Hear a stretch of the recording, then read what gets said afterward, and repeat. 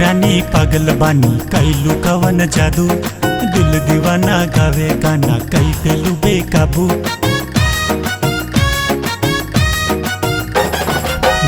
रानी पागल बानी कैलू कवन जादू, दिल दीवाना गावे गाना कई दिलू बेकाबू। ओ घायल कैले बमीठ मुस्कान गोरिया, ओ घायल कैले बमीठ मुस्कान गोरिया।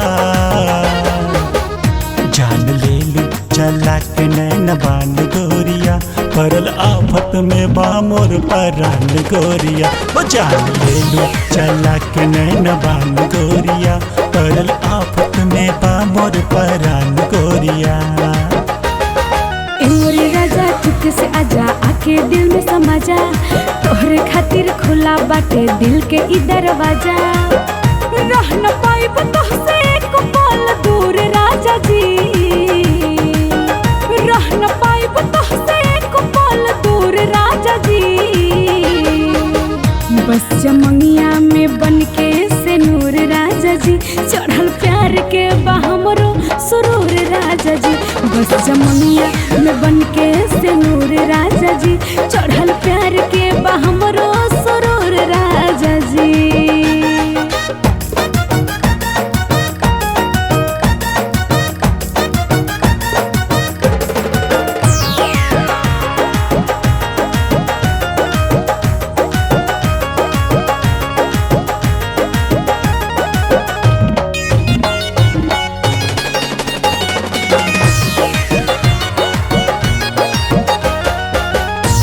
कहीं जान जब से नैना तोह से लड़ल बा, दिलवा के हमरो बेचैन बड़ा बढ़ल बा। भूख न प्यास लागे नींद नहीं आवता, तोहरे ही याद खाली हमरा के सतावता। कहीं जान जब से नैना तोह से लड़ल बा, दिलवा के हमरो बेचैन बड़ा बढ़ल बा। भूख न प्यास लागे नींद नहीं आवता, तोहरे ही याद खाली हमरा के सतावता।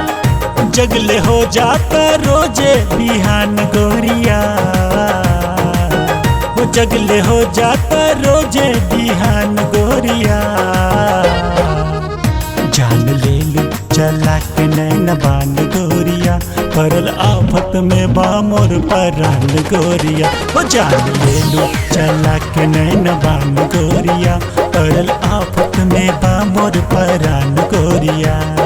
बस चमंगिया में बनके से नूर राजा जी, चढ़ल प्यार के बहमरो सुरूर राजा जी। बस चमंगिया में बनके से नूर राजा जी, चढ़ल प्यार के